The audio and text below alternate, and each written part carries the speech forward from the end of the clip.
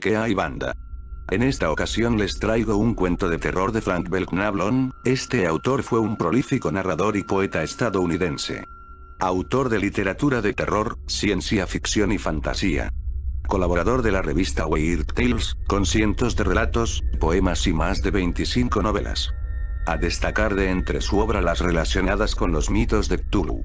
Lon formó parte desde sus orígenes del llamado Círculo de Lovecraft, Lovecraft Circle, junto a Robert Bloch, August Derleth, Robert T. Howard, Henry Kuttner, Clark Ashton Smith y Donald Wandrei, con los cuales mantuvo una intensa relación epistolar. Su relato más famoso, incluido en la igualmente célebre antología en castellano Los mitos de Cthulhu Alianza Editorial, posiblemente sea The Hounds of Tyndalos, Los perros de Tíndalos. Uno de los relatos de Lon, The Eye Above the Mantel, El ojo sobre la chimenea, 1921, publicado en la The United Amateur, llamó la atención de Howard Phillips Lovecraft, dando origen a una amistad que duraría hasta la muerte de Lovecraft, en 1937. Este lo llamaría Belknapius. Como dato curioso, la historia que hoy escucharán podría considerarse como un spin-off del cuento Los perros de Tíndalos, ya que se mencionan a algunos personajes de esa historia. Sin más que añadir, comencemos con el relato de hoy, que se titula Los devoradores del espacio. El horror llegó a Partridgeville en forma de niebla impenetrable. Toda aquella tarde, los espesos vapores del mar se habían arremolinado y remansado alrededor de la granja, y la humedad flotaba en la habitación en la que estábamos sentados. La niebla ascendía en espirales desde debajo de la puerta, y sus largos y húmedos dedos rozaban mi pelo hasta hacerlo gotear. Las ventanas de cuadrados cristales estaban cubiertas de una película espesa y perlada de humedad. El aire era pesado y denso e increíblemente frío. Miré con tristeza a mi amigo. Se había vuelto de espaldas a la ventana, y escribía furiosamente. Era un hombre alto, delgado, algo cargado de espaldas y de hombros muy anchos. De perfil, su cara era impresionante. Tenía una frente extremadamente ancha, la nariz larga y la barbilla algo pronunciada. Un rostro sólido, sensitivo, que sugería una naturaleza sobremanera imaginativa, reprimida por una inteligencia escéptica y auténticamente extraordinaria. Mi amigo escribía relatos cortos. Lo hacía por placer, desafiando el gusto contemporáneo, y sus cuentos eran insólitos. Habrían encantado a Poe, y también a Hawthorne, a Ambrose Bierce o a Bill Yeats de Lisle Adam. Eran bosquejos de hombres anormales, de bestias anormales, de plantas anormales. Escribía sobre remotas regiones de imaginación y de horror, y los colores, ruidos y olores que se atrevía a evocar jamás se habían visto, oído ni olido bajo la cara familiar de la luna. Proyectaba sus creaciones sobre fondos estremecedores.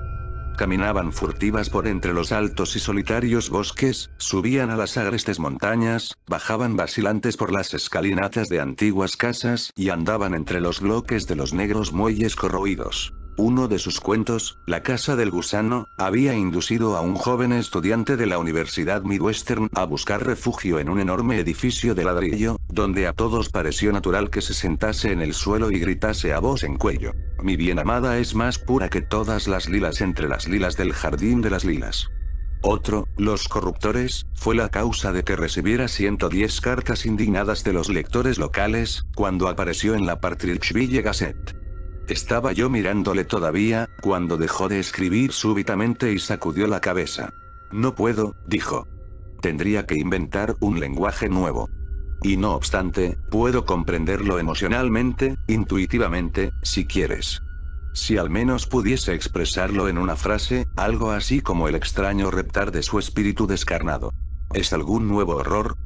Pregunté. Movió la cabeza negativamente. No es nuevo para mí. Lo conozco y lo siento desde hace años. Es un horror absolutamente inconcebible para tu prosaico cerebro. Muchas gracias, dije. Todos los cerebros humanos son prosaicos, explicó. No quería ofenderte.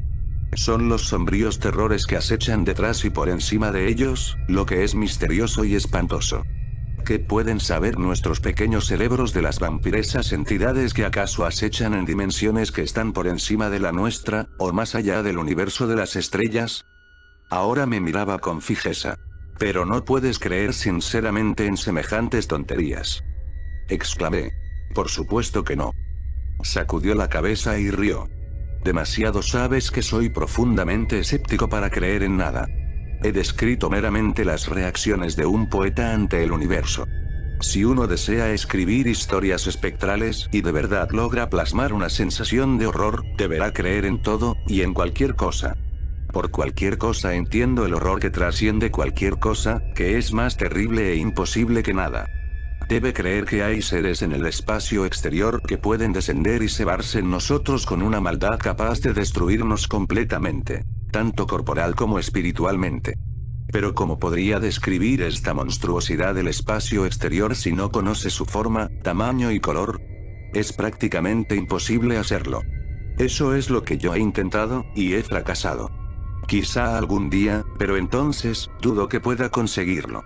Aunque el artista puede insinuarlo, sugerirlo. ¿Sugerir qué?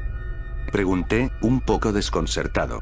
Sugerir un horror que es completamente extraterreno, que se deja sentir en términos que no tienen parangón alguno en la Tierra. Yo aún estaba perplejo. Él sonrió cansadamente, y explicó su teoría. Hay algo prosaico, dijo, aún en los mejores relatos clásicos de misterio y terror. La vieja señora Radcliffe, con sus subterráneos secretos y sus espectros ensangrentados. Maturín, con sus alegóricos héroes perversos del estilo de Fausto y sus llamas surgiendo de la boca del infierno. Edgar Poe, con sus cadáveres manchados de grumos de sangre y sus gatos negros, sus corazones delatores y sus Valdemares en descomposición. Hawthorne, con su divertida preocupación por los problemas y horrores derivados del mero pecado humano, como si los pecados humanos tuviesen algún significado para la maligna inteligencia de más allá de las estrellas. Luego, los maestros modernos. Algernon Balquoud, que nos invita al festín de los altos dioses y nos muestra a una vieja de labio leporino sentada ante un tablero mágico manoseando unas cartas manchadas, o un absurdo nimbo de ectoplasma emanando de algún estúpido clarividente. Bram Stoker con sus vampiros y hombres lobos, meros mitos convencionales residuos del folclore medieval. Wells, con sus vehículos, hombres peces del fondo del mar, damas de la luna. Y el centenar de idiotas que escriben constantemente historias de fantasmas para revistas, ¿en qué han contribuido a la literatura de lo espantoso? ¿No somos de carne y hueso? Es natural que nos rebelemos y horroricemos cuando se nos muestra la carne y los huesos en estado de corrupción y descomposición, con los gusanos pululando por debajo y por encima. Es natural que una historia que trata de un cadáver nos haga estremecer, nos llene de miedo y horror y repugnancia. Cualquier imbécil puede suscitar esas emociones en nosotros. Poe hizo bien poco con su Lady Ulcer y su licuescente Valdemar. Recurrió a las simples, naturales y comprensibles emociones, y era inevitable que sus lectores respondiesen. ¿No somos descendientes de los bárbaros? ¿No habitamos durante un tiempo en altos y siniestros bosques, a merced de las bestias que desgarran y destrozan? Es inevitable que temblemos y nos rebajemos cuando tropezamos en literatura con sombras tenebrosas de nuestro propio pasado. Arpías y vampiros y hombres lobos, ¿qué son sino ampliaciones, distorsiones de los grandes pájaros y murciélagos y perros feroces que hostigaban y torturaban a nuestros antepasados? Es muy fácil suscitar el miedo manejando tales medios. Es muy fácil asustar a los hombres con las llamas de la boca del infierno, porque son ardientes y consumen y queman la carne, y quien no comprende y tiene miedo del fuego. Golpes que matan, fuegos que abrasan, sombras que horrorizan porque sus sustancias acechan perversamente en los negros corredores de nuestros recuerdos heredados. Estoy cansado de los escritores que nos aterrorizan con semejantes elementos patéticamente fáciles y triviales. Una auténtica indignación fulguraba en sus ojos. ¿Y si existiese un horror más grande? Prosiguió. ¿Y si seres perversos de alguna otra parte del universo decidiesen invadir este? ¿Y si no pudiésemos verlos? ¿Y si no pudiésemos percibir su presencia? ¿Y si fuesen de un color desconocido en la Tierra, o más bien, de un aspecto que careciese de color? ¿Y si tuviesen una forma desconocida en la Tierra? ¿Y si fuesen tetradimensionales, o tuviesen 5 o 6 dimensiones? ¿Y si tuviesen 100? ¿O no tuviesen dimensiones, y existiesen no obstante? ¿Qué haríamos? ¿No existirían para nosotros? Existirían, si nos causaran dolor. ¿Y si no fuese el dolor del calor ni del frío ni de nada que conozcamos, sino un dolor nuevo? ¿Y si afectasen a algo más que a nuestros nervios y llegasen a nuestro cerebro de una manera nueva y terrible? ¿Y si se hiciesen sentir de un modo nuevo y extraño e indecible? ¿Qué haríamos? Tendríamos las manos atadas. No puedes defenderte de lo que está dotado de 1000 dimensiones. Imagina que, devorando, pudiesen esos seres abrirse camino hacia nosotros a través del espacio. Ahora hablaba con una intensidad de emoción que contradecía el escepticismo que se había atribuido un momento antes. Sobre eso he intentado escribir. Quería hacer que mis lectores sintiesen y viesen a ese ser de otro universo, de más allá del espacio. Podría insinuarlo o sugerirlo fácilmente, cualquier idiota puede hacerlo, pero quisiera describirlo realmente. Describir un color que no es color, una forma que es amorfa. Un matemático podría, quizá, sugerirlo un poco más. Habría extrañas curvas y ángulos que un inspirado matemático en pleno frenesí de cálculo podría bosquejar vagamente. Es absurdo decir que los matemáticos no han descubierto la cuarta dimensión.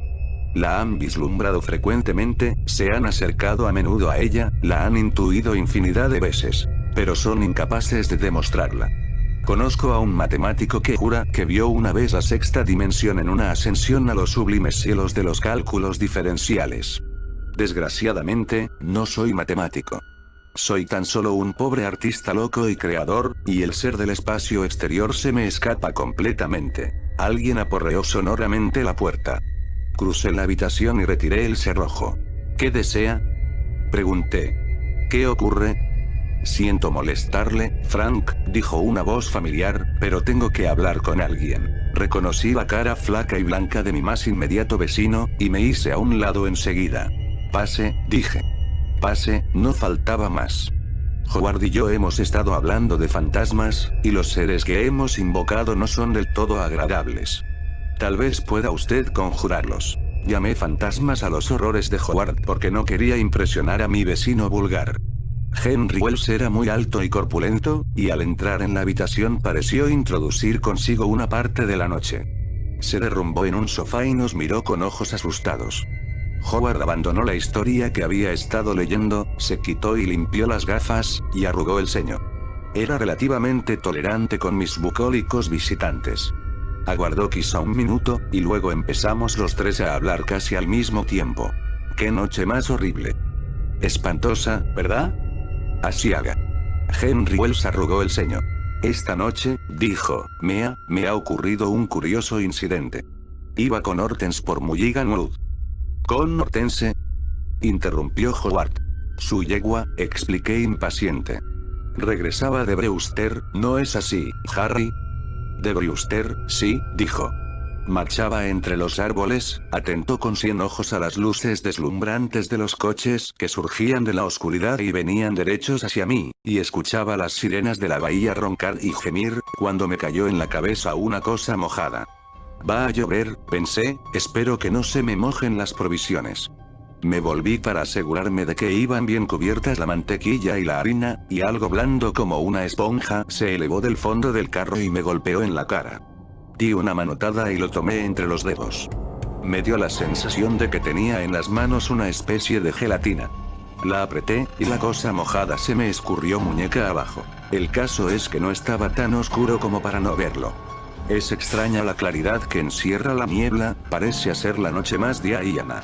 Había una especie de luminosidad en el ambiente.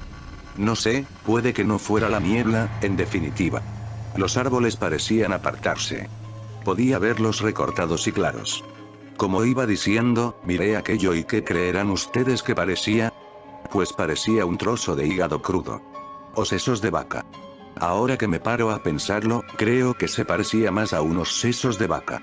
Tenía pliegues, y los hígados no tienen muchos pliegues. El hígado es por lo general terso como un cristal. Pasé un momento espantoso. Debe de haber alguien en lo alto de estos árboles, pensé. Debe de ser algún trampero, o algún chiflado, y ha estado comiendo hígado. Mi carro le ha asustado y lo ha dejado caer. Bueno, un trozo nada más. No cabe duda. No había ningún hígado en el carro al salir de Brewster. Miré hacia arriba. Usted sabe lo altos que son los árboles en Mulligan Wood. No pueden verse las copas de algunos de ellos desde el camino en un día luminoso. Y ya sabe lo retorcidos y extraños que resultan algunos. Es curioso, pero siempre me han parecido hombres viejos y enormemente altos, por supuesto, altos y encorvados y perversos. Siempre los he imaginado como deseando causar algún daño. Hay algo malsano en esos árboles que crecen tan juntos y tan retorcidos. Alcé los ojos. Al principio no vi más que los corpulentos árboles, blancos y relucientes debido a la niebla, y por encima de ellos, una bruma espesa y blancuzca que ocultaba las estrellas. Y entonces, algo largo y blanco descendió velozmente por el tronco de uno de ellos. Bajó tan deprisa que no pude verlo claramente. De todos modos era tan delgado que no pude distinguirlo muy bien. Pero parecía un brazo. Era como un brazo largo, blanco y muy delgado. ¿Quién ha visto jamás un brazo tan largo como un árbol? No sé qué me induce a compararlo con un brazo, porque no era más que una línea delgada, como un alambre o una cuerda. Además, no estoy siquiera seguro de haberlo visto. Puede que lo imaginara. Ni siquiera estoy seguro de que tuviese el grosor de una cuerda. Pero tenía mano. ¿O no? Cuando pienso en eso se me ofusca la cabeza. Bueno, se movió tan deprisa que no me dio tiempo a verlo con claridad. Pero me dio la impresión de que buscaba algo que había caído. Por un instante, la mano pareció extenderse por encima de la carretera, y luego se apartó del árbol y se dirigió hacia el carro. Era como una mano enorme y blancuzca que avanzaba sobre sus dedos con un brazo terriblemente largo unido a ella que se elevaba hasta la niebla, o quizá hasta las estrellas. Solté un grito y fustigué a Hortense con las riendas, pero el animal no necesitaba que lo apremiasen. Se puso fuera de alcance antes de que yo tuviese tiempo de arrojar el hígado o los sesos de vaca o lo que fuese al camino. Salió disparada a tal velocidad que casi vuelca el carro, pero yo no tiré de las riendas. Prefería caerme en una zanja y romperme una costilla a que una mano larga y blancuzca me cogiese por el cuello y me cortase la respiración. Casi habíamos salido del bosque y empezaba a respirar nuevamente, cuando se me heló el cerebro. No puedo describir lo que sucedió de ningún otro modo. Sentí que el cerebro se me quedaba frío como el hielo dentro de la cabeza. Les aseguro que estaba asustado. No crean que no podía pensar claramente. Tenía conciencia de todo lo que sucedía a mi alrededor, pero mi cerebro estaba tan frío que grité de dolor. ¿Han sostenido alguna vez un trozo de hielo en la palma de la mano durante 2 o 3 minutos? Quema, ¿verdad? El hielo quema más que el fuego. Bien, sentí el cerebro como si hubiese estado en hielo durante horas y horas. Tenía un horno dentro de la cabeza, pero era un horno de frío. Rugía de frío violento. Tal vez debiera dar gracias de que no durara el dolor. Me desapareció a los 10 minutos, y cuando llegué a casa no se me ocurrió que hubiera sufrido daño alguno por esta experiencia. No pensé efectivamente en eso, hasta que me miré en el espejo. Entonces descubrí este agujero en la cabeza. Henry Wells se inclinó hacia adelante y se apartó el pelo de la sien derecha. Aquí está la herida, dijo. ¿Qué piensa de ello? Se golpeó con los dedos debajo de un pequeño orificio redondo en dicho lugar. Es como una herida de bala, comentó, pero no me ha salido sangre y se puede ver que es bastante profundo. Parece como si me llegara al centro de la cabeza. No debería estar vivo. Howard se había levantado y miraba fijamente a mi vecino con ojos furiosos y acusadores. ¿Por qué nos ha mentido?, gritó. ¿Por qué nos ha contado esta absurda historia? Una mano larga. Usted está bebido. Borracho, y sin embargo, ha logrado lo que a mí me habría costado sudar sangre. Si yo lograse hacer que mis lectores pudiesen sentir ese horror, sentir por un momento ese miedo que nos ha descrito usted de los bosques, me situaría entre los inmortales, sería más grande que Poe, más grande que Hawthorne. Y usted, un burdo embustero borracho. Me puse de pie con una furiosa protesta. No es un embustero, dije. Le han disparado un tiro, alguien le ha disparado un tiro en la cabeza. Mira esta herida. Dios mío, no tienes ningún derecho a insultarle. La ira de Howard se desvaneció y el fuego desapareció de sus ojos. Perdóneme, dijo. No puedes figurarte de qué manera necesitaba yo atrapar ese horror fundamental, traspasarlo al papel. Y él lo ha dicho con toda facilidad. Si me hubiese advertido que iba a describir una cosa así habría tomado notas. Pero naturalmente, él no sabe que es un artista. Se trata de un tour de force casual lo que ha hecho. No podría hacerlo otra vez, estoy seguro. Siento haberme acalorado, discúlpeme. ¿Quiere que vaya a buscarle un médico? Esa herida es grave. Mi vecino negó con la cabeza. No quiero médicos, dijo. Ya he visto a uno. No tengo ninguna bala en la cabeza, el agujero no ha sido causado por una bala. Cuando el médico no pudo explicarlo, me reí de él. Odio a los médicos. Y me tiene sin cuidado la gente estúpida que cree que tengo por costumbre mentir. Me tiene sin cuidado la gente que no me cree cuando digo que he visto deslizarse por un árbol una cosa larga, blancuzca, con tanta claridad como si fuese de día. Pero Howard examinaba la herida pese a la indignación de mi vecino. Ha sido hecha por algo redondo y afilado, dijo.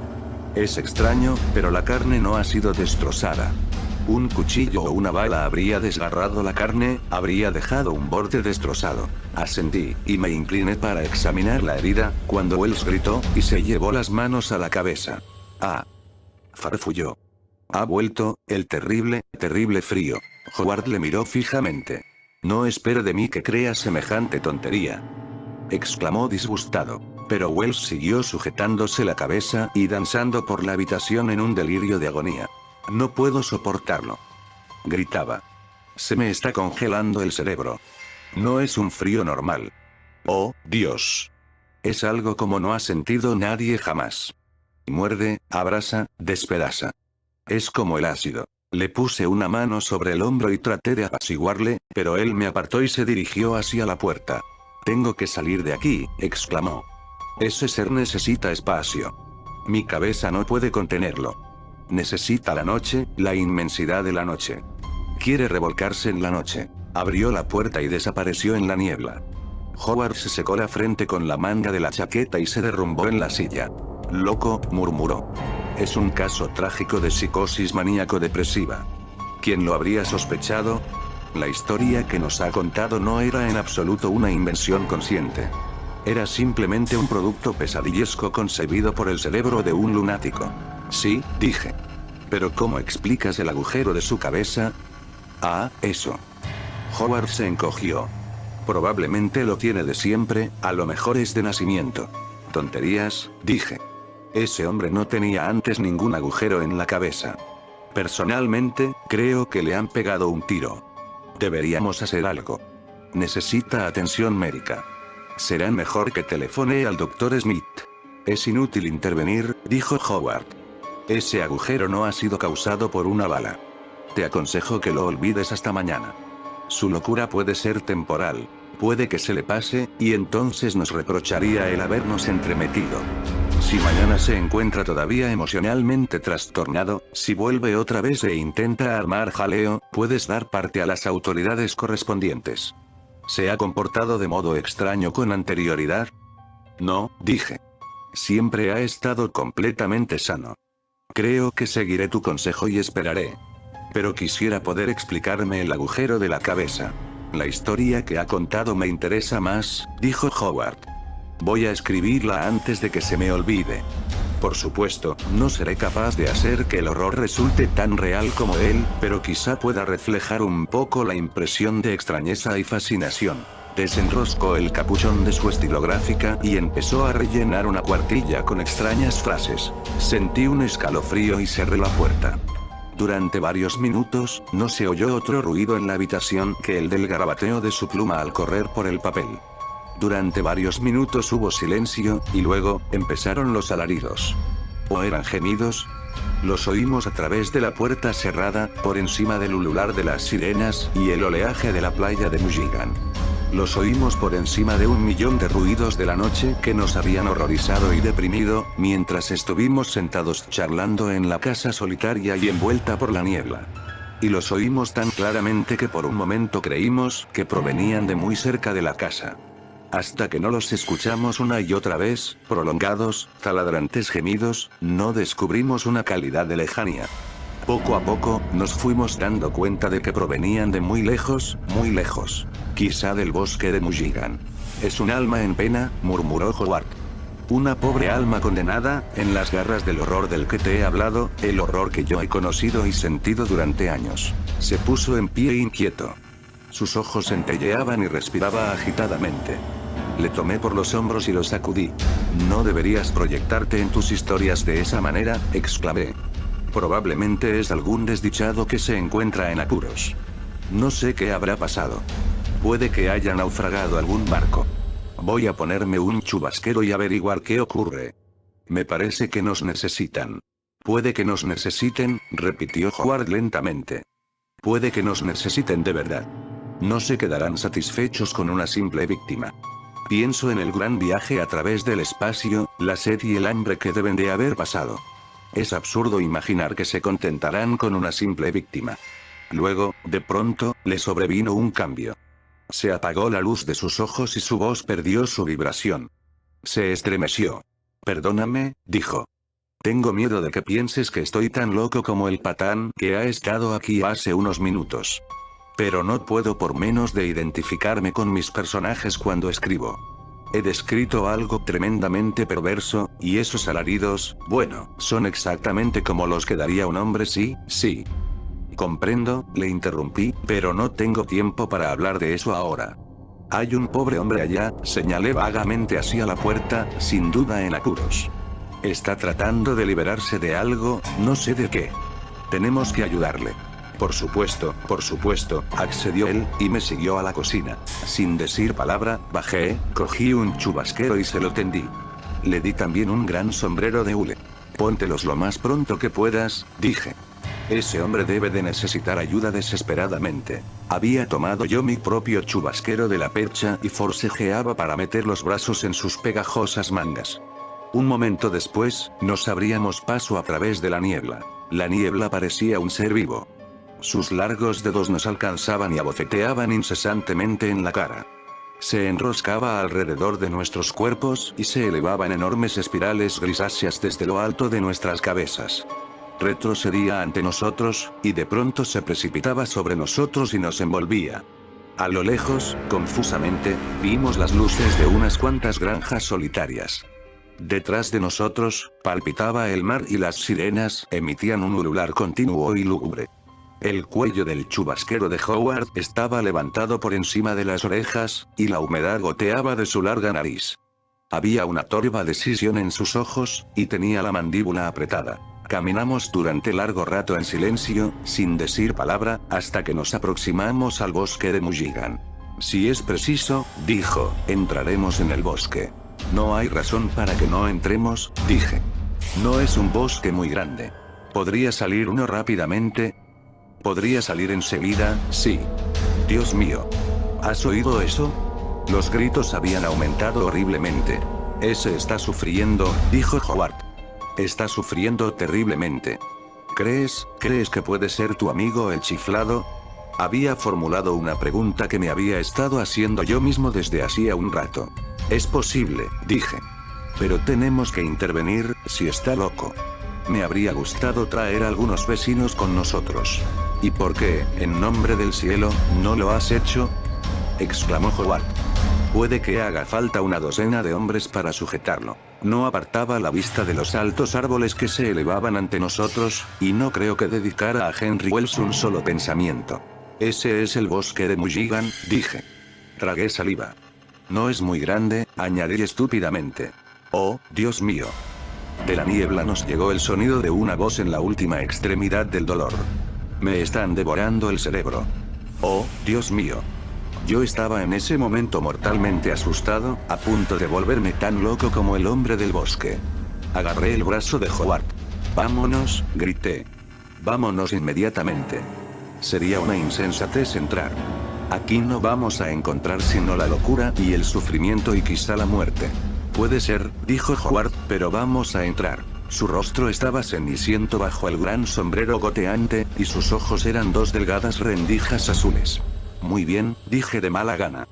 Pues entremos. Nos internamos lentamente por entre los árboles. Estos se elevaban inmensos por encima de nosotros, y la espesa niebla los deformaba y fundía de tal modo que parecían avanzar con nosotros. La niebla colgaba en jirones de sus ramas retorcidas. ¿He dicho jirones? Eran más bien serpientes de niebla, serpientes contorsionantes de venenosa lengua y ojos hipnóticos. A través de las alborotadas nubes de niebla, vimos los escamosos, nudosos troncos de los árboles, y cada uno de ellos se asemejaba al cuerpo torcido de un anciano perverso. Solo la pequeña mancha oblonga de luz de mi linterna nos protegía contra su malevolencia. Avanzábamos a través de los grandes bancos de niebla, y a cada paso los gritos se hacían más audibles. No tardamos en distinguir fragmentos de frases, gritos histéricos que se fundían en gemidos prolongados. Más frío, me van devorando el cerebro, más frío. Ah. Howard me apretó el brazo. Lo encontraremos, dijo. No podemos volver atrás ahora. Lo encontramos tendido de costado. Se apretaba la cabeza con las manos y tenía el cuerpo doblado en dos con las rodillas tan encogidas que casi le tocaban el pecho. Estaba callado. Nos inclinamos y lo sacudimos, pero no emitió sonido alguno. ¿Está muerto?, pregunté con voz ahogada. Sentía desesperados deseos de dar media vuelta y echar a correr. Los árboles estaban muy cerca de nosotros. No sé, dijo Howard. No sé. Espero que sí. Le vi arrodillarse y deslizar una mano bajo la camisa del pobre desdichado. Durante un momento, su rostro fue una máscara. Luego se levantó vivamente y movió negativamente la cabeza. Está vivo, dijo. Debemos ponerle ropas secas lo antes posible. Le ayudé. Entre los dos levantamos la doblada figura del suelo y la transportamos entre los árboles. Tropezamos 2 veces y estuvimos a punto de caer, y las enredaderas nos desgarraban las ropas. Las enredaderas eran pequeñas manos malévolas que agarraban y desgarraban según la maligna instigación de los grandes árboles. Sin una estrella que nos guiase, sin otra luz que la pequeña linterna de bolsillo, cada vez más débil, nos abrimos paso hasta salir del bosque de Mulligan. El zumbido no comenzó hasta que salimos del bosque. Al principio apenas lo oíamos. Era muy bajo, como el ronroneo de aparatos gigantescos muy dentro de la tierra. Pero lentamente, mientras caminábamos con nuestra carga, se fue elevando hasta que ya resultó imposible ignorarlo. ¿Qué es eso?, murmuró Howard, y a través de los espectrales jirones de la niebla vi que su rostro tenía un tinte verdoso. No sé, murmuré. Es algo horrible. Jamás había oído nada semejante. ¿No puedes caminar más deprisa? Hasta ese momento habíamos estado luchando contra horrores familiares, pero el zumbido y ronroneo que aumentaba detrás de nosotros no se parecía a nada de lo que pudiera oírse en la tierra. Preso de incontenible horror, grité. Más deprisa, Howard, más deprisa. En nombre de Dios, salgamos de aquí. Mientras hablaba, el cuerpo que transportábamos se retorció, y de sus labios contraídos brotó un torrente de palabras incoherentes. Yo iba entre los árboles, mirando hacia arriba. No podía ver las copas. Miraba hacia arriba, y luego de pronto miré hacia abajo y esa cosa aterrizó sobre mis hombros. Era todo patas, unas patas largas y serpeantes. Se lanzaron enseguida sobre mi cabeza. Yo quería alejarme de los árboles, pero no podía. Estaba solo en el bosque con eso a mi espalda, en mi cabeza, y cuando traté de correr, los árboles me alcanzaron y me hicieron caer. Me ha hecho el agujero para poder penetrar. Quiere mi cerebro. Me ha hecho el agujero y se me ha metido dentro y no hace más que sorber y sorber y sorber. Es frío como el hielo y hace un ruido como de un enorme moscardón. Pero no es un moscardón. Y no es una mano. Me equivoqué cuando dije que era una mano. No se le puede ver. Yo no lo hubiera visto ni sentido, de no haberme hecho un agujero, de no haber entrado dentro de mí. Cuando casi lo ves, cuando casi lo sientes, significa que se está preparando para penetrar. ¿Puede caminar, Wells? ¿Puede caminar? Howard había soltado las piernas de Wells, y pude oír el áspero jadeo de su respiración mientras forcejeaba por librarse de su chubasquero. Creo que sí, sollozó Wells. Pero no importa. Ahora me tiene en su poder. Déjenme y sálvense ustedes. Tenemos que correr. Grité yo. Es nuestra única posibilidad, exclamó Howard. Wells, síganos. Síganos, ¿entiende? Le consumirán el cerebro si le atrapan. Hay que correr, muchacho, síganos. Se alejó a través de la niebla. Wells se tambaleó y le siguió como un hombre en trance. Yo sentí un horror más terrible que la muerte. El ruido era espantosamente alto, lo sentía en mis oídos, y sin embargo, en ese momento no me fue posible moverme. El muro de niebla se hizo más espeso. Frank se perderá. Dijo la voz de Wells, que se elevó en un grito desesperado. Volvamos. Fue Howard el que gritó ahora. Será la muerte, o algo peor, pero no podemos abandonarlo. Seguid, dije en voz alta. No me cogerán. Salvaos vosotros. En mi ansiedad por evitar que se sacrificaran, eché a correr alocadamente. Un instante después me había reunido con Howard y le agarraba del brazo. ¿Qué es eso?, exclamó. ¿De qué tenemos que tener miedo? El zumbido nos envolvía ahora, pero no era más fuerte. Sigue corriendo o estaremos perdidos. Me instó él frenéticamente. Han derribado todas las barreras. Ese zumbido es un aviso.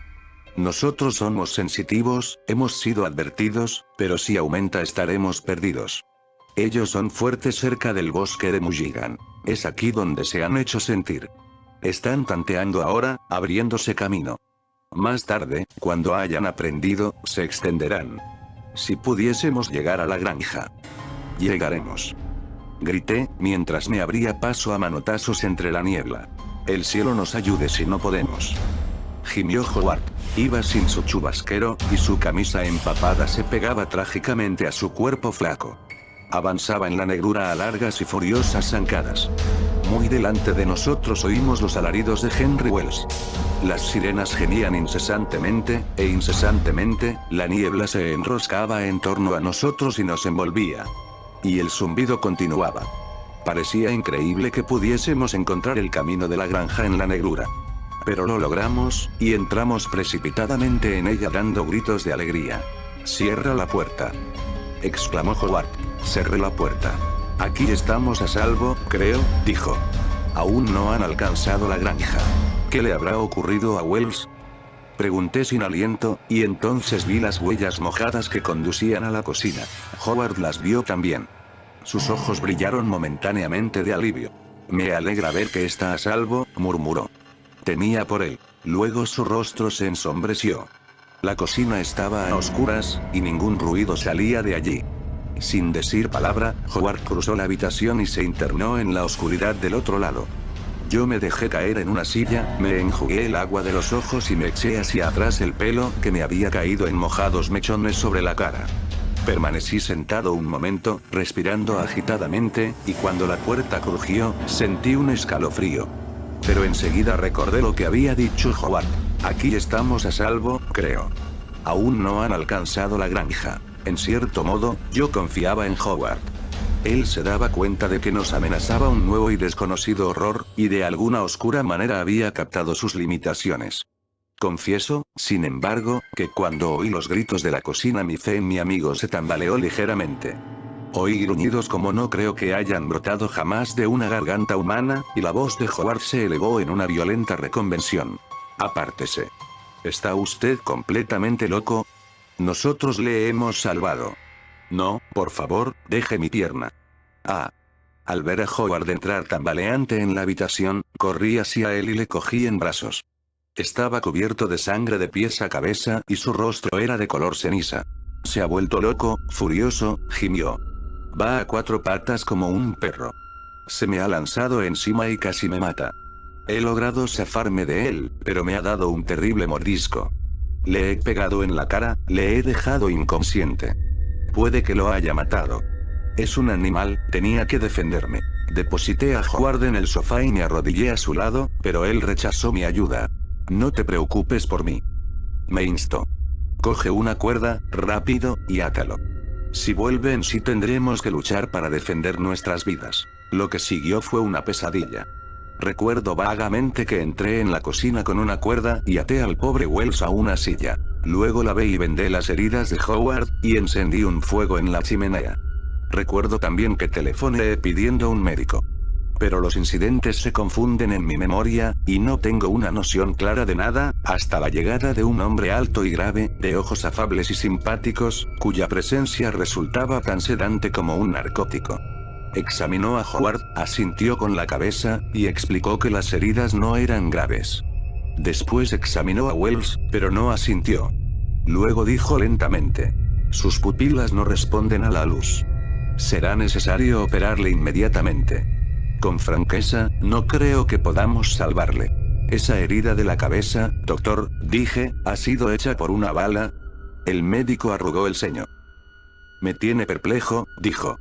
Naturalmente, ha sido hecha por una bala, pero debería estar parcialmente cerrada. Penetra directamente en el cerebro. Usted dice que no sabe cómo ocurrió. Le creo, pero pienso que debería notificarlo inmediatamente a las autoridades. Seguramente se pondrán a buscar al homicida. A menos, hizo una pausa, a menos que sea él mismo quien se haya infligido la herida. Lo que usted me cuenta es muy raro. Parece increíble que haya sido capaz de caminar durante horas. La herida se ha curado, evidentemente. No hay sangre coagulada en absoluto. Paseó arriba y abajo. Debemos operarle aquí, enseguida. Existe una ligera posibilidad. Por fortuna, he traído algunos instrumentos. Vamos a despejar esta mesa Y. ¿Cree usted que podría sostenerme una lámpara? Asentí. Lo intentaré, dije. Bien. El médico se ocupó de los preparativos mientras yo deliberaba en mi interior sobre si telefonear a la policía o no. Estoy convencido, dije finalmente, de que la herida se la ha hecho él mismo.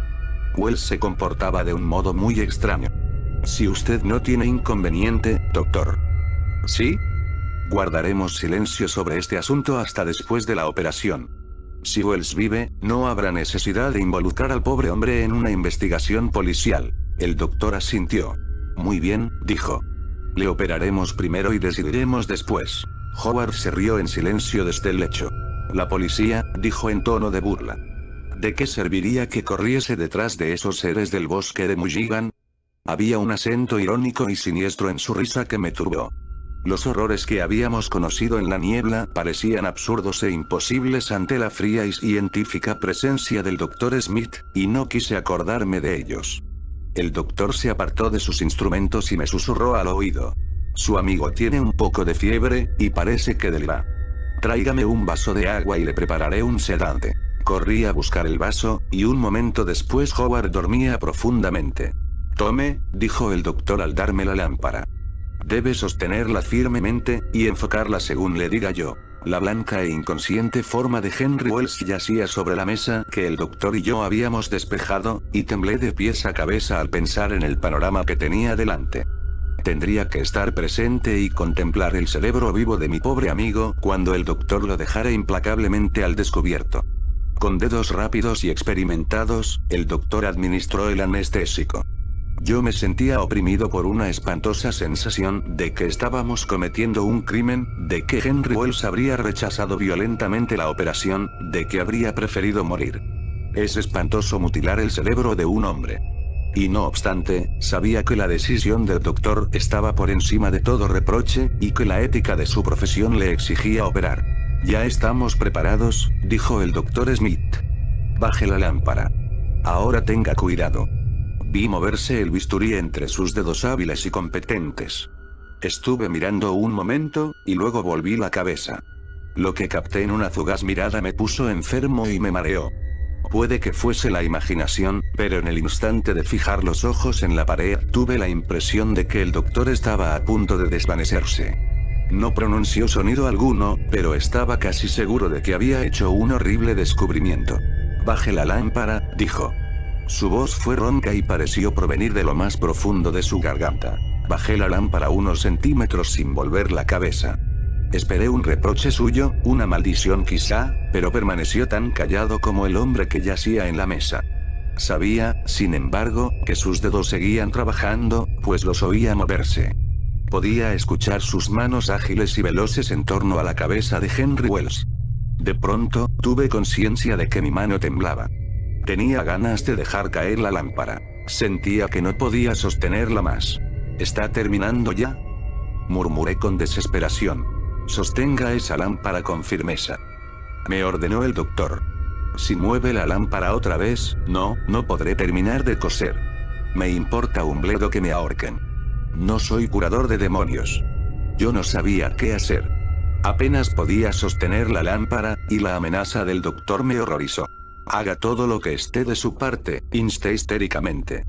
Dele una posibilidad de volver a la vida. Era un hombre afable y bueno, antes. Durante un momento hubo silencio, y yo temí que no me hubiese escuchado. Esperé durante un rato que arrojara el escalpelo y la esponja para echar yo a correr y salir a la niebla. Cuando oí otra vez el movimiento de dedos, supe que había decidido dar al condenado una posibilidad. Pasada la medianoche, me dijo el doctor que ya podía dejar la lámpara. Me volví con una exclamación de alivio, y me encontré con un rostro que nunca olvidaré. En 3/4 de hora, el doctor había envejecido 10 años. Tenía oscuras ojeras bajo los ojos, y su boca estaba contraída convulsivamente. No sobrevivirá, dijo. Tardará menos de 1 hora en expirar. No he tocado su cerebro. No podía hacer nada. Al ver su estado, lo he cosido inmediatamente. ¿Qué ha visto? Medio susurré. Una expresión de indecible terror asomó a los ojos del doctor. He visto. Su voz se quebró, y todo su cuerpo se estremeció. He visto, oh. La gran vergüenza, el mal que carece de forma y de figura. De pronto, se enderezó y miró desorbitadamente en torno suyo. Vendrán aquí y lo reclamarán. Exclamó. Han dejado su marca en él, y vendrán por él. No deben quedarse ustedes aquí. Esta casa está condenada a la destrucción. Le miré desamparadamente mientras cogía su sombrero y su maletín y se dirigía hacia la puerta. Con dedos blancos, temblorosos, quitó el cerrojo y por un instante su delgada figura se recortó en el rectángulo de ondulante vapor. Recuerde lo que le he advertido. Gritó. Luego se lo tragó la niebla. Howard se había incorporado y se frotaba los ojos. Ha sido una mala jugada. Murmuró. Drogarme deliberadamente. De haber sabido yo que ese vaso de agua. ¿Cómo te sientes? Le pregunté, sacudiéndole violentamente por los hombros. ¿Crees que podrás caminar? Me drogas, y luego me pides que camine. Frank, eres un artista muy poco razonable. ¿Qué pasa ahora? Señalé la muda figura de la mesa. El bosque de Mulligan es más seguro que esto, dije. Este hombre les pertenece ahora. Howard se puso en pie de un salto y me sacudió por el brazo. ¿Qué quieres decir? Exclamó. ¿Cómo lo sabes? El doctor ha visto su cerebro, expliqué. Y ha visto también algo que no ha querido, que no ha podido describir. Pero ha dicho que vendrían por él, y yo le creo. Debemos marcharnos de aquí inmediatamente. Exclamó Howard. Tu médico tiene razón. Corremos un peligro mortal. Hasta el bosque de Mulligan, pero no necesitamos regresar al bosque. Tenemos tu lancha. Tenemos la lancha. Repetí, con la esperanza despertando débilmente en mi mente. La niebla será nuestra más mortal amenaza, dijo Howard con el ceño fruncido. Pero hasta la muerte en el mar es preferible a este horror. El muelle no estaba lejos, y en menos de 1 minuto se encontró Howard sentado a popa de la lancha, y yo manipulando furiosamente en el motor. Las sirenas gemían todavía, pero no se veían luces en ningún punto del puerto. No podíamos ver a 1 metro de nuestras narices. Los blancos fantasmas de la niebla se hacían vagamente visibles en la oscuridad, pero más allá de ellos se extendía la noche interminable, oscura y cargada de terror. Howard estaba hablando. Siento como si reinase la muerte ahí fuera, dijo. ¿Hay algo más que la muerte ahí? Dije, poniendo el motor en marcha. Creo que podremos evitar las rocas. Hay muy poco viento y conozco el puerto. Y, naturalmente, contaremos con las sirenas que nos guiarán, murmuró Howard. Creo que será mejor que salgamos a mar abierto. Yo era del mismo parecer. La lancha no resistiría un temporal, dije, pero no tengo el menor deseo de permanecer en el puerto. Si llegamos a mar abierto, probablemente nos recogerá algún barco. Sería un disparate quedarnos donde nos puedan alcanzar. ¿Cómo sabemos hasta dónde pueden llegar? Gimió Howard. ¿Qué representan las distancias de la Tierra para seres que han viajado a través del espacio? Invadirán la Tierra. Nos destruirán a todos completamente. Discutiremos eso más tarde, grité, mientras rugía el motor lleno de vida. Nos alejaremos lo más posible. Tal vez no se hayan enterado todavía. Mientras tengan limitaciones, podemos escapar. Avanzábamos lentamente por el canal, y el chapoteo del agua contra los costados de la lancha resultaba extrañamente tranquilizador. A sugerencia mía, Howard había tomado la rueda del timón y la movía lentamente. Mantente a la vía, grité. No hay peligro hasta que lleguemos a los estrechos. Durante varios minutos seguí ocupado en el motor, mientras Howard gobernaba el timón en silencio. Luego, de pronto, se volvió hacia mí con un gesto de júbilo. Creo que la niebla se está levantando, dijo. Miré hacia la oscuridad que tenía ante mí. Efectivamente, parecía menos opresiva, y las blancas espirales de bruma que se habían estado elevando en ella sin cesar se disolvían ahora en flecos inconsistentes. Mantente a la vía, grité. Estamos de suerte. Si levanta la niebla podremos ver los estrechos. Estate atento a ver si descubrimos el faro de Mulligan. No es posible describir la alegría que nos invadió cuando vimos el faro. Amarillo y brillante, barría el agua e iluminaba vivamente las siluetas de las grandes rocas que se alzaban a ambos lados de los estrechos. Déjame la rueda, grité, y me acerqué rápidamente. Este paso es peliagudo, pero ahora lo cruzaremos con facilidad. En medio de nuestra excitación y alegría, casi habíamos olvidado el horror que habíamos dejado atrás. Me hice cargo del timón y sonreí con confianza mientras nos desplazábamos por las negras aguas. Las rocas se aproximaron rápidamente, hasta que sus enormes sombras se elevaron por encima de nosotros. Lo conseguiremos. Grité. Pero no obtuve respuesta de Howard. Le oí toser y respirar con dificultad. ¿Qué pasa? Pregunté de pronto, y al volverme, vi que estaba encogido de miedo sobre el motor. Se hallaba de espaldas a mí, pero supe instintivamente en qué dirección miraba. La oscura orilla que habíamos abandonado brillaba como un crepúsculo inflamado. El bosque de Mulligan ardía. Unas llamas enormes se elevaban desde las crestas más altas de los árboles, y una espesa cortina de humo negro se desplegaba lentamente hacia el este, oscureciendo las pocas luces que quedaban en el puerto. Pero no fueron las llamas lo que me hizo gritar de miedo y horror. Fue la forma que se alzaba por encima de los árboles, la inmensa, amorfa silueta que se desplazaba lentamente por el firmamento. Bien sabe Dios que traté de creer que no había visto nada. Que traté de creer que la forma era una mera sombra que proyectaban las llamas, y recuerdo que agarré el brazo de Howard para darle confianza. El bosque quedará destruido completamente, grité, y esos seres horribles que han venido morirán en él. Pero cuando Howard se volvió y movió negativamente la cabeza, comprendí que la oscura, informe monstruosidad que se elevaba por encima de los árboles era algo más que una sombra. Si lo vemos claramente, estamos perdidos. Advirtió con la voz temblorosa por el terror. Reza porque sigamos viéndolo, sin forma. Es más viejo que el mundo, pensé, más viejo que toda religión. Antes del alba de la civilización, los hombres se arrodillaron ante él para adorarle. Está presente en todas las mitologías. Es el símbolo primordial. Quizá, en el oscuro pasado, hace miles y miles de años, acostumbraba a rechazar a los invasores. Combatiré a esa sombra con un alto y terrible misterio. De pronto, me sentí extrañamente sereno. Sabía que apenas tenía un minuto que perder, que algo más que nuestras vidas estaba en peligro, pero dejé de temblar. Me agaché tranquilamente bajo el motor y saqué un montón de algodón sucio de grasa. Howard, dije, enciende una cerilla. Es nuestra única esperanza. Enciende una cerilla inmediatamente. Durante lo que me pareció una eternidad, Howard se me quedó mirando sin comprender. Luego, quebró el silencio de la noche con su risa. Una cerilla. Gritó. Una cerilla para calentar nuestros pequeños cerebros. Sí. Necesitamos una cerilla. Confía en mí. Supliqué. Hazlo así, es nuestra única esperanza. Enciende una cerilla rápidamente. No comprendo. Howard estaba serio ahora, pero le temblaba la voz. Se me ha ocurrido algo que puede salvarnos, dije. Por favor, enciéndeme este algodón grasiento. Asintió lentamente. Yo no le había dicho nada, pero sabía que había adivinado lo que me proponía hacer. Su intuición era a veces impresionante. Con dedos desmañados, sacó un fósforo y lo encendió. Ten valor, dijo. Demuéstrales que no tienes miedo. Haz el signo con valentía.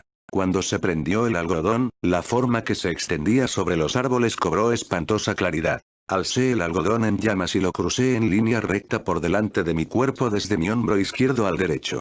Luego me lo puse en la frente y lo bajé hasta mis rodillas. Seguidamente cogió Howard del tizón y repitió el signo. Hizo dos cruces, una sobre su cuerpo y otra sobre la oscuridad, sosteniendo la antorcha en el extremo del brazo. Cerré un instante los ojos, pero aún pude ver la forma por encima de los árboles. Después, se fue haciendo poco a poco más borrosa, más vasta y caótica, y cuando volvía a abrirlos, había desaparecido. No se veía nada más que el bosque en llamas y las sombras que arrojaban los corpulentos árboles. El horror había pasado, pero no me moví. Permanecí como una imagen de piedra contemplando el agua negra. Luego, algo pareció estallar en mi cabeza. Mi cerebro comenzó a girar, y me di un golpe contra la borda. Habría caído, pero Howard me cogió por los hombros. Estamos salvados. Gritó. Hemos vencido. Me alegro, dije.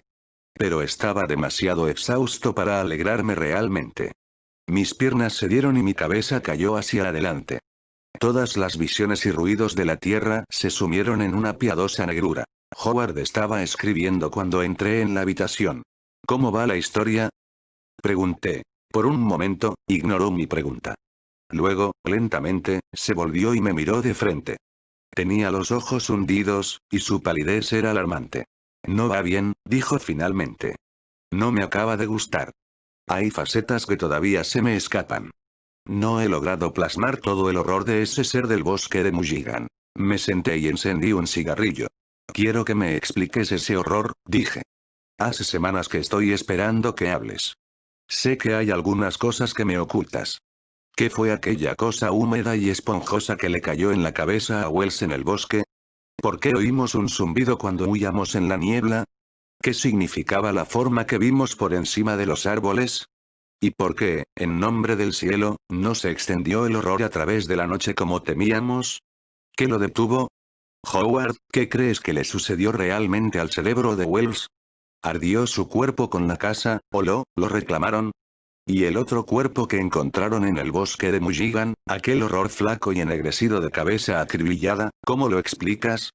2 días después del fuego habían encontrado un esqueleto en el bosque de Mulligan. Todavía había unos cuantos trozos de carne socarrada adherida a los huesos, y le faltaba la parte superior del cráneo. Transcurrió un largo rato antes de que Howard tomara la palabra. Estaba sentado con la cabeza inclinada y manoseaba su cuaderno de notas, y su cuerpo temblaba de pies a cabeza. Por último, alzó los ojos. Le brillaban con una luz salvaje, y sus labios eran color ceniza. Sí, dijo. Hablemos de ese horror. La semana pasada no quise abordar el tema. Parecía demasiado espantoso para expresarlo con palabras. Pero no descansaré en paz hasta que lo haya tejido en un relato, hasta que haya hecho que mis lectores sientan y vean aquel horrible inexpresable ser. Y no puedo escribir sobre este asunto mientras no disipe por completo la sombra de una duda que me asalta. Puede que me ayude el hablar de todo ello. Me has preguntado qué era la cosa húmeda que le cayó a Wells en la cabeza. Bien, pues creo que era un cerebro humano, la sustancia de un cerebro humano, extraída a través de un agujero, o de varios, practicados en una cabeza humana. Creo que el cerebro fue extraído gradual e imperceptiblemente y reconstruido de nuevo por el monstruo. Creo que ese ser utilizaba cerebros humanos con algún fin personal, quizá para aprender de ellos. O quizá jugaba meramente con ellos. El cuerpo ennegrecido y acribillado del bosque de Mulligan, era el cuerpo de la primera víctima, algún pobre diablo que se extravió entre los árboles. Sospecho más bien que los árboles contribuyeron. Creo que el horror los dotó de una extraña vida. En cualquier caso, el pobre hombre perdió su cerebro. El horror se apoderó del cerebro, y jugó con él, y se le cayó accidentalmente. Cayó sobre la cabeza de Wells. Wells dijo que el brazo largo, delgado, blanquísimo, que vio, tanteaba buscando algo que se le había caído. Naturalmente, Wells no vio en realidad el brazo, objetivamente hablando, sino que el horror que carece de forma y color había penetrado ya en su cerebro y se revestía de pensamiento humano. En cuanto al zumbido que oímos y la forma que creímos ver por encima del bosque en llamas, eran el horror que trataba de hacerse sentir, que intentaba derribar las barreras, penetrar en nuestros cerebros y revestirse de nuestros pensamientos. Casi lo logró. De haber visto el brazo blanco, habríamos estado perdidos. Howard se acercó a la ventana. Retiró las cortinas y contempló un momento el puerto populoso y los altos y blancos edificios que se alzaban contra la luz de la luna. Contempló el horizonte del Manhattan inferior. Exactamente debajo de él, los acantilados de las alturas de Brooklyn se veían surgir oscuramente. ¿Por qué no se salieron con la suya? exclamó. Podían habernos destruido por completo. Podían habernos barrido de la tierra, toda nuestra riqueza y nuestro poderío habrían sucumbido ante ellos. Me estremecí. Sí, ¿por qué no se extendió el horror? Pregunté. Howard se encogió de hombros. No lo sé. Quizá descubrieron que los cerebros humanos eran demasiado triviales y absurdos como para ocuparse de ellos. Quizá dejamos de interesarles. Puede que se cansaran de nosotros. Pero es posible también que los destruyera el signo. O los hiciera regresar a través del espacio. Para mí que habían venido hace ya millones de años, y el signo les ahuyentó. Cuando vieron que no habíamos olvidado el empleo del signo, seguramente huyeron aterrados. Desde luego, no han dado señales de su presencia en estas 3 últimas semanas. Creo que se han ido. ¿Y Henry Wells? Pregunté. Bueno, su cuerpo no ha sido encontrado. Supongo que se lo llevaron. ¿Y tú te propones honradamente incluir esta obscenidad en una historia? Oh, Dios mío. Todo es tan increíble, tan inaudito, que no puedo pensar que sea verdad. ¿No lo habremos soñado? ¿Hemos estado verdaderamente alguna vez en Partridgeville? Estuvimos en una casa vieja y hablamos de cosas horribles mientras la niebla se enroscaba a nuestro alrededor. ¿Es cierto que nos internamos por aquel bosque impío? ¿Estaban efectivamente vivos los árboles, y andaba Henry Wells a 4 patas como un lobo? Howard se sentó tranquilamente y se subió una manga. Extendió su brazo delgado ante mí. ¿Puedes rebatir la realidad de esta cicatriz? Dijo. Es la huella del animal que me atacó, del hombre bestia que era Henry Wells. ¿Un sueño? Me cortaría el brazo inmediatamente por el codo si me convencieses de que ha sido un sueño. Me acerqué a la ventana y me quedé contemplando Manhattan durante largo rato. Ahí, pensé, hay una realidad consistente. Es absurdo imaginar que algo puede destruirla. Es absurdo imaginar que el horror era realmente tan terrible como nos parecía en Partridgeville. Debo persuadir a Howard para que no escriba eso. Debemos tratar de olvidarlo. Me volví hacia donde estaba sentado y le puse una mano en el hombro. ¿Por qué no renuncias a incluir eso en tu relato? Le pedí suavemente. Nunca. Se puso de pie, y sus ojos llamearon. ¿Cómo piensas que puedo dejarlo cuando casi lo he conseguido? Escribiré una historia que penetrará hasta lo más profundo de un horror que carece de forma y de sustancia, pero que es más terrible que una ciudad asolada por una plaga cuando el tañido de la campana proclama el fin de toda esperanza. Superaré a Poe. Superaré a todos los maestros. Supérales, y condénate si quieres, dije airadamente. Por ese camino se va a la locura, pero es inútil discutir contigo. Tu egoísmo es demasiado descomunal. Di media vuelta y salí de la habitación. Se me ocurrió, mientras bajaba, que había hecho el ridículo con mis miedos. Pero, con todo, miré receloso por encima del hombro, como si temiese que cayera rodando una piedra enorme y me aplastase contra el suelo. Howard debería olvidar el horror, pensé. Debería apartarlo de su mente. Se volverá loco si se empeña en escribir sobre eso. Pasaron 3 días antes de que volviera a ver a Howard. Pase, dijo con voz extrañamente ronca cuando llamé a su puerta. Le encontré en bata y zapatillas, y tan pronto como le vi comprendí que estaba tremendamente eufórico. Lo he conseguido, Frank. Exclamó. He reproducido la forma que es informe, la gran vergüenza que jamás ha visto hombre alguno, la rastrera y descarnada obscenidad que sorbe nuestros cerebros. Antes de que yo pudiese abrir la boca, me puso en las manos el voluminoso mazo de hojas. Léelo, Frank, me ordenó. Siéntate ahora mismo y léelo. Me dirigí a la ventana y me senté en el diván. Estuve allí abstraído de todo cuanto no fuera las hojas mecanografiadas que tenía delante. Confieso que me consumía la curiosidad. Jamás había puesto en duda el poder de Howard. Sabía obrar milagros con las palabras. De sus páginas emanaban siempre hálitos desconocidos, y a su invocación retornaban a la tierra criaturas del más allá. Pero podría sugerir siquiera el horror que los dos habíamos conocido. Podría esbozar la repugnante, rastrera monstruosidad que había reclamado para sí el cerebro de Henry Wells. Leí la historia de punta a cabo. La leí lentamente, agarrado a los cojines que tenía junto a mí en un frenesí de repugnancia. Tan pronto como la terminé, Howard me la arrebató. Evidentemente, temía que yo pudiera romperla. ¿Qué te parece? Gritó rebosante de gozo. Es terriblemente inmunda. Exclamé yo. Viola intimidades de la mente que jamás deberían ponerse al descubierto. ¿Pero consideras que he logrado plasmar el horror de manera convincente? Asentí, y recogí el sombrero. Te ha salido tan convincente que no puedo quedarme a charlar contigo. Saldré a pasear hasta que amanezca. Hasta que esté tan cansado que no tenga fuerzas para preocuparme, ni pensar, ni recordar. Es un relato muy bueno. Me gritó, pero yo bajé las escaleras y salí de la casa sin contestar. Eran pasadas las 12 de la noche cuando sonó el teléfono. Dejé el libro que estaba leyendo y cogí el receptor. Sí, diga. Pregunté. Frank, soy Howard. La voz era extrañamente alta. Ven lo más deprisa que puedas. Han regresado. Y, Frank, el signo carece de poder. He probado a hacerlo, pero el zumbido se hace cada vez más fuerte, y hay una forma confusa. La voz de Howard se apagó desdichadamente. Grité con sinceridad al receptor. Valor, muchacho. No dejes que sospechen que tienes miedo. Haz el signo una y otra vez. Iré enseguida. La voz de Howard llegó de nuevo, más ronca esta vez. La forma se va haciendo más y más definida. Y no puedo hacer nada. Frank, no tengo poder para hacer el signo.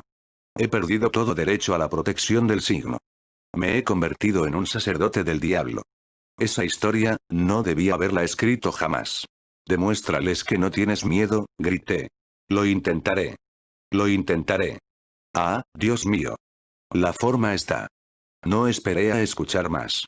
Cogí frenéticamente mi sombrero y mi chaqueta, y eché a correr escaleras abajo y salí a la calle. Cuando llegaba al bordillo de la acera sentí vértigo. Me agarré a una farola para no caerme e hice con la mano una vaga seña a un taxi que pasaba. Afortunadamente, el taxista me vio. Detuvo el coche y yo bajé tambaleándome a la calzada y me metí en él. Rápido. Grité. Lléveme al 10 de Brooklyn Heights. Sí, señor. Fría noche, ¿no es verdad? Fría. Grité. Fría será, efectivamente, cuando consigan penetrar. Fría cuando empiecen a... El conductor me miró con asombro. Está bien, señor, dijo. Llegaremos enseguida a su casa, señor. ¿Ha dicho Brooklyn Heights, señor? Brooklyn Heights, gruñí, y me hundí en el asiento. Mientras el coche corría, traté de no pensar en el horror que me aguardaba. Me agarraba desesperadamente a un clavo ardiendo. Es posible, pensé, que Howard haya perdido temporalmente el juicio. ¿Cómo podría haberle encontrado el horror entre tantos millones de personas? No puede ser que haya ido a buscarle expresamente a él, entre tantas multitudes. Es demasiado insignificante. Jamás irían eligiendo a los seres humanos de un modo deliberado. Jamás irían tras los seres humanos, pero han ido a buscar a Henry Wells. ¿Y qué ha dicho Howard? Me he convertido en sacerdote del diablo. ¿Por qué no en sacerdote de ellos? ¿Y si Howard se ha convertido en su sacerdote en la tierra? ¿Y si su historia le ha valido que le eligiesen como sacerdote? Este pensamiento resultaba una pesadilla para mí, así que lo deseché furiosamente. Tendrá valor para resistir, pensé. Les demostraré que no tienen miedo. Hemos llegado, señor. ¿Le ayudo a entrar en la casa, señor? El coche se había detenido, y yo gemía al darme cuenta de que estaba a punto de entrar en lo que podría resultar mi propia tumba. Bajé a la acera y le di al taxista todo el dinero suelto que llevaba encima. Él me miró asombrado. Me ha dado demasiado, dijo. Tenga, señor. Pero le despedí con un gesto y subí la escalinata de la entrada a toda prisa. Cuando metí la llave en la puerta, pude oírle que decía. Es el borracho más extravagante que he visto jamás. Me da $4 por llevarle a 10 manzanas de distancia, y no quiere ni las gracias. La entrada estaba a oscuras.